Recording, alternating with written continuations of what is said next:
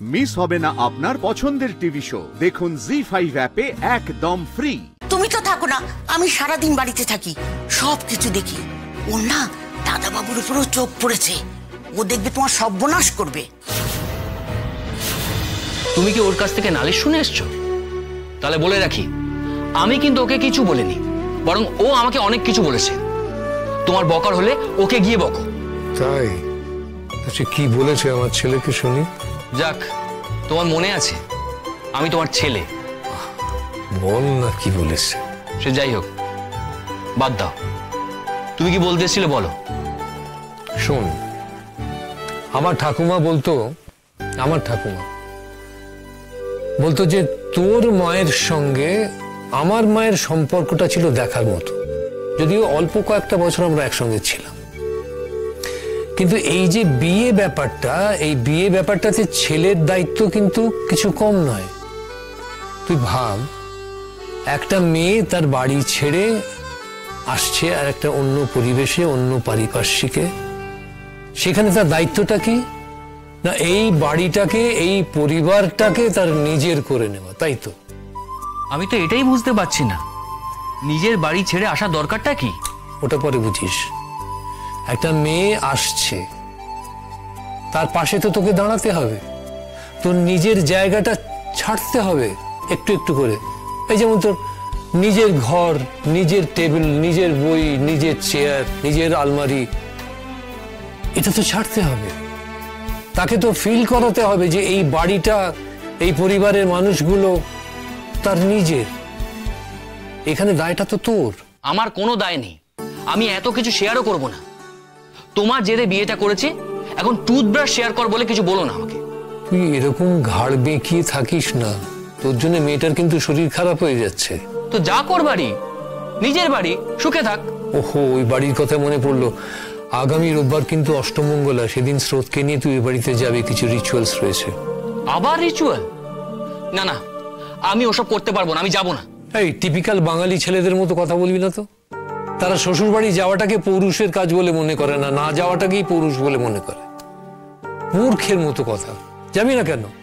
ওখানে যাবি, থাকবি, গেলে কি তোর প্রেস্টিজে লাগবে? কি মুশকিল, আমি কি সেটা বলেছি? না বলছিস না, কিন্তু হাবভাব তো তাই বলছে। তোমার প্রিভেসিতে আমি কোনো রকম হস্তক্ষেপ করতে চাই না কোয়েল, কিন্তু অসুস্থতাটা কোনো রকম ব্যক্তিগত ব্যাপার নয়, এর প্রপার ট্রিটমেন্ট হওয়াটা দরকার। আর এখনকার দিনে কোলন ক্যান্সারের প্রপার ট্রিটমেন্ট আছে। আমি তো সেদিনই কোথাও একটা পড়ছিলাম, কিছু অপারেশন হয়, তারপরে মানুষ আবার নর্মাল অ্যাক্টিভিটিতে ফিরে আসতে পারে। তবে সবটাই তোমার ক্যান্সারটা কোন স্টেজে এখন আছে তার উপর ডিপেন্ড করছে।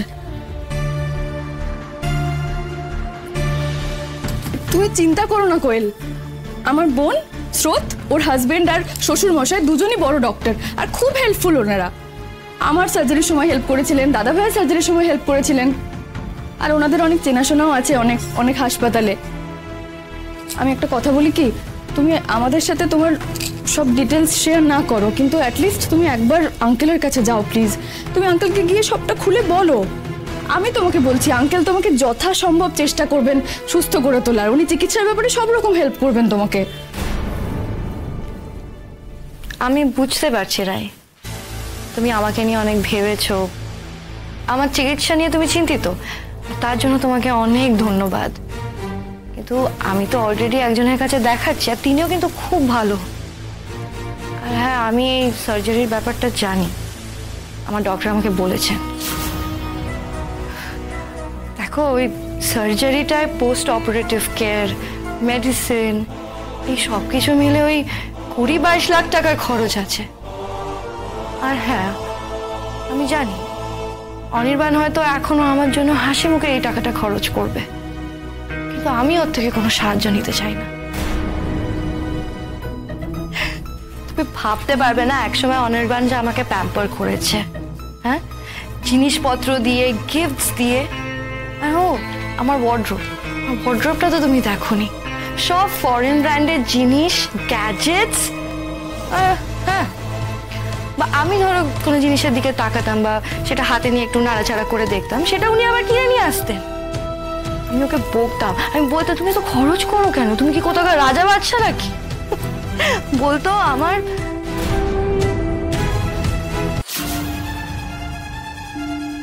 আই এম সো সরি, আমি তোমাকে বোর করছি। না না না না, ঠিক আছে, বেশ লাগছিল আমার, মনে হচ্ছিল অচেনা মানুষদের গল্প শুনছি। না right, I am really sorry, but আমি তোমাকে হার্ট করতে চাই না। কিন্তু আমি বুঝতে পারি একটা মেয়ের জন্য তার হাজবেন্ডের অন্য ওয়াইফকে মেনে নেওয়া কতটা শক্ত। তো তুমি যে কি করে ছাড়ো না কোয়েল এসব কথা। আমি যেটা বললাম সেটা মাথায় রেখো কোয়েল। আমার মনে হয় তোমার সেকেন্ড ওপিনিয়ন নেওয়াটা খুব দরকার। আর আঙ্কেল হয়তো তোমাকে এমন কারোর কাছে রেফার করলেন যিনি হয়তো তোমার যে ডক্টর তার থেকে অনেক বেশি তোমাকে হেল্প করতে পারলো, তাই না? বেশ, আমি ভেবে দেখছি। এই দেখো, কথা বলতে বলতে চাটাই ঠান্ডা হয়ে গেছে, যাই আমি এটা গরম করে আনি।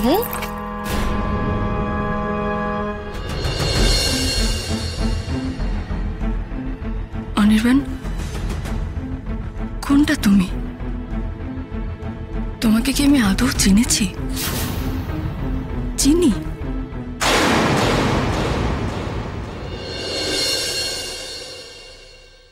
বৌদি, হ্যাঁ, একটা কথা বলবো।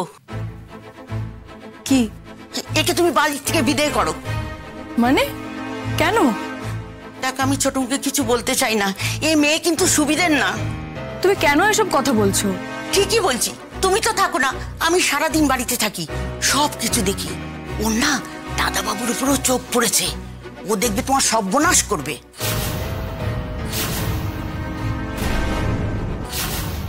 তারপর কি খবর ওই বাড়ির?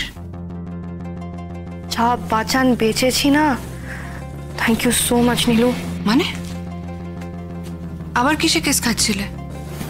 তোমার দেওয়া ওই প্রেসক্রিপশনটা আমাকে সাংঘাতিক বাঁচিয়ে দিয়েছে, নাহলে তো অনির্বাণের সন্দেহ বেড়েই যাচ্ছিল। ও ডোন্ট ওয়ারি, এই সমস্ত সন্দেহ চিরকালের মতো ঘুচিয়ে দেওয়ার ব্যবস্থা আমি করব। 1000 দিও, সব রিপোর্টও পেয়ে যাবে। 1000? এটা তুমি কি বলছো নীলু? আমি এত টাকা কোথা থেকে পাবো? তুমি তো জানো আমার কি অবস্থা। আর পরে যদি সবকিছু ঠিক হয়ে যায় তাহলে আমি তোমায় কিছু দিতে পারি, কিন্তু এখন আমি এত টাকা কোথা থেকে পাবো? কোথা থেকে টাকা পাবে মানে? তোমার কি টাকার অভাব আছে নাকি? কোয়েল, তুমি তো সবসময় বাড়িতেই থাকো, সময়টা কাজে লাগাও। বুঝলাম না, মানে আমি কি বাড়ির জিনিসপত্র বেচে টাকা আনবো? দেখো, আমি দিদিভাইয়ের কাছে শুনেছি অনির্বাণদা বিজনেসের সুবিধার জন্য বাড়িতেই বেশ বড় অ্যামাউন্টের টাকা রাখে।